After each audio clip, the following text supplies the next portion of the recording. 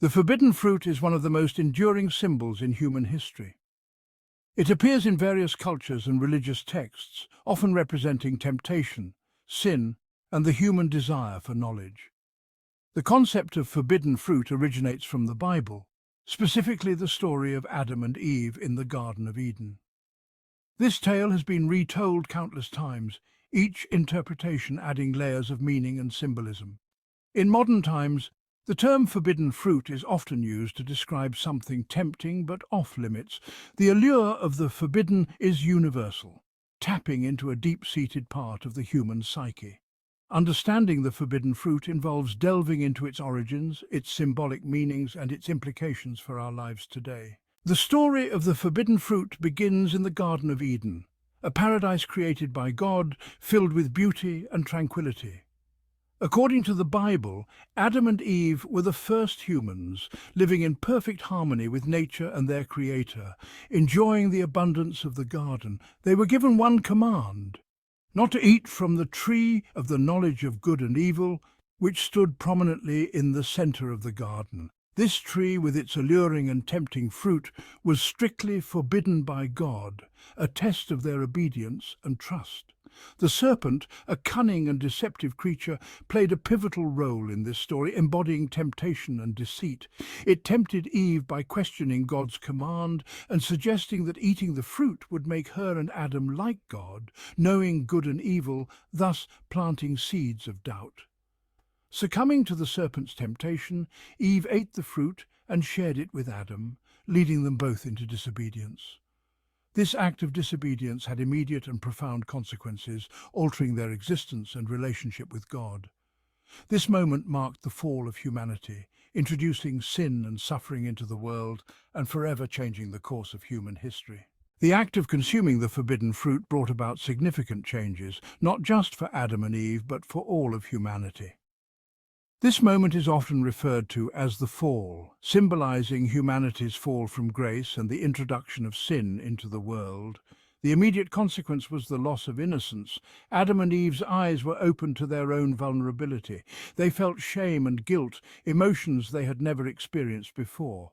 God's response to their disobedience was swift and severe.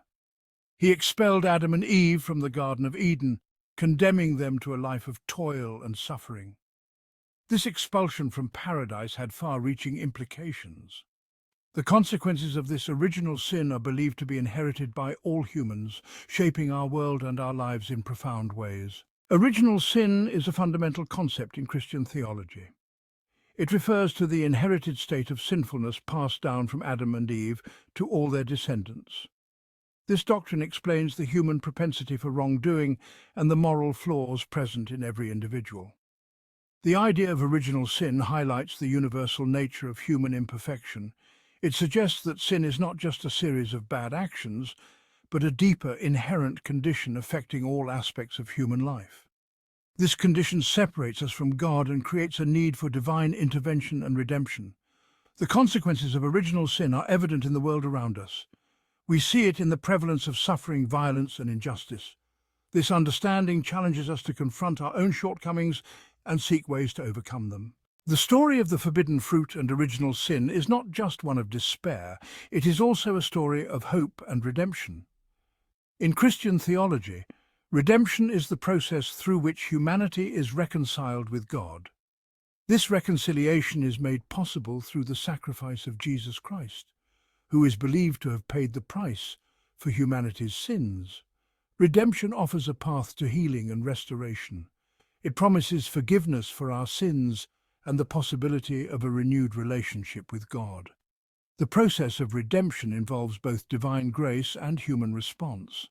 While God's grace is freely given, individuals must also accept it and strive to live according to its principles. This dual aspect of redemption emphasizes the importance of personal transformation and moral growth. While the forbidden fruit is often depicted as an apple, the Bible does not specify its type, leaving much to the imagination. This ambiguity has led to various interpretations and speculations over the centuries, with scholars and theologians debating its true identity. The identification of the fruit as an apple is largely a product of cultural and artistic influences rather than scriptural evidence, especially during the Renaissance period. In the Hebrew Bible, the fruit is simply referred to as peri, a generic term for fruit, which could mean any type of fruit. Some scholars suggest that the fruit could have been a fig, a pomegranate, or even a grape, each with its own historical and cultural significance. Each of these fruits has its own symbolic meanings and associations, adding layers of interpretation to the story. The apple became the popular representation of the forbidden fruit during the Renaissance, influenced by European art and literature. Despite the common depiction of the forbidden fruit as an apple, its true nature remains a mystery, shrouded in historical and theological debate. The focus should be less on the specific type of fruit and more on the deeper meanings it embodies, such as temptation, knowledge, and the human condition. The forbidden fruit has been a rich source of inspiration in literature and art throughout history, captivating the imagination of countless artists and writers. Its symbolism extends beyond religious texts, influencing a wide range of cultural works, from ancient myths to contemporary stories. This versatility highlights its enduring relevance and the universal themes it represents, such as temptation, knowledge, and the consequences of human actions. In John Milton's epic poem Paradise Lost, the forbidden fruit plays a central role in the narrative, symbolizing the pivotal moment of mankind's fall from grace. Renaissance artists often depicted the forbidden fruit as an apple, creating iconic images that have shaped our collective imagination and cultural understanding. These artworks capture the moment of temptation and the subsequent fall, emphasizing the human drama and moral lessons of the story, which continue to resonate with audiences today. Paintings by artists like Albrecht Dürer and Michelangelo are prime examples of this tradition, showcasing their masterful ability to convey complex themes through their art.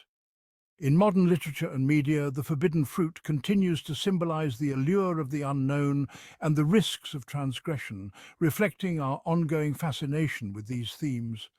This ongoing fascination reflects the timeless nature of the questions posed by the forbidden fruit, inviting us to explore the depths of human curiosity and the boundaries of our desires.